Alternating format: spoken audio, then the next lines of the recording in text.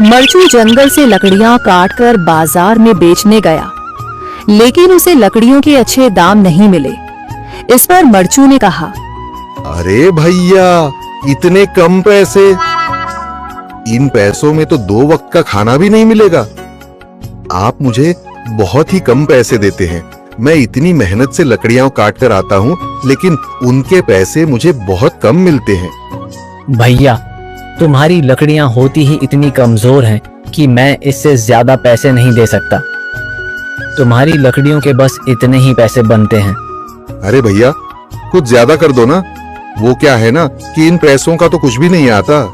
मैं अपनी जिंदगी कैसे गुजारूंगा? भैया, तुम जाकर अच्छी लकड़ियां लाओ, तभी इन लकड़ियों का अच्छा दाम मिल पाएगा, वरना इन लकड़ियों का तो यही दाम है। ये सुनकर मरचू बहुत ज्यादा परेशान हो गया और पैसे लेकर किराने की दुकान से सामान खरीदकर घर आ गया।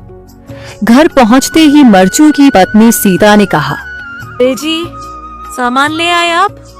हाँ जी, सामान ले आया हूँ। सीता के चेहरे पर खुशी छा जाती है, लेकिन जब उसने सामान देखा, जी, इसमें तो बहुत थोड़ा सामान है।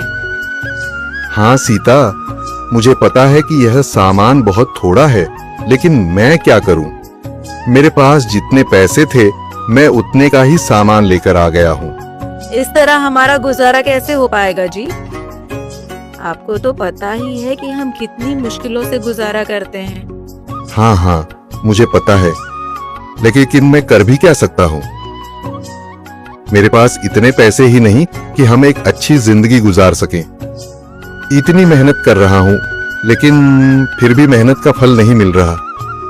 इतनी मेहनत से अच्छी लकड़ी काट कर आता हूँ, लेकिन मुनासिब दाम नहीं मिलता।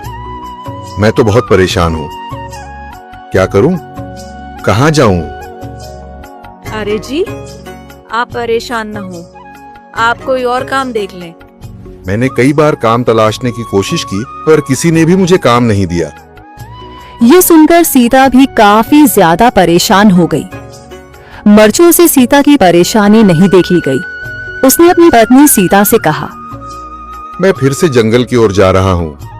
अरे जी, अभी मत जाइए ना, वैसे भी शाम हो रही है। आप कल चले जाइएगा, अभी मत जाइए। ठीक है, अगर तुम रोक रही हो तो मैं नहीं जाता। मैं कल चला जाऊंगा। इसके बाद मरचू गांव में घूमने के लिए चला गया। तभी उसे एक आदमी मिला और उसने कहा, कहाँ जा रहे हो भैया? और सुनाओ, क्या हाल चाल है? जिंदगी कैसे गुजर रही है? अरे भैया, तुम्हें तो पता है कि लकड़ियां काटकर कैसे गुजारा होता है। हाँ भैया, तुम सही कह रहे हो। और आसपास के जंगलों में अच्छी लकड़ियां भी नहीं है। इसके लिए तो जंगल के अंदर जाना पड़ेगा। पर जंगल के अंदर तो काफी सारे जंगली जानवर होंगे। मुझे बहुत डर लगता है भैया, मैं जंगल में कैसे जाऊंगा? हाँ भैया, जंगली जानवर तो होंगे, लेकिन अच्छी लकड़ियां तो वहीं से ही मिलेंगी। ये सुनकर मरचू बहुत ज्यादा परेशान हो गया, लेकिन वह आदमी बिल्कुल ठीक कह रहा था। जंगल के किनारे की सारी लकड़ियां कट चुकी थीं। अब सिर्फ जंगल के अंदर ही अच्छी लकड़ियां बची थीं। अगली सुबह मरचू लकड़ियां काटने जंगल की ओर चल पड़ा। जंगल में आने के बाद मरचू ने कहा, अरे, यहाँ पर तो लकड़ियां ही नहीं हैं। वो आदमी सही कह रहा था, लकड़ियों के लिए तो जंगल के अंदर ही जाना पड़ेगा। और जंगल के अंदर जाना क्या सही रहेगा? मुझे तो बहुत डर लग रहा है, क्योंकि वहां पर तो काफी सारे जंगली जानवर होंगे जो खतरनाक होंगे। अगर आज मैं जंगल के अंदर नहीं गया तो मैं आज घर पैसे लेकर नहीं जा सकूंगा, और फिर जब पैसे नहीं होंगे तो गुजारा कैसे होगा?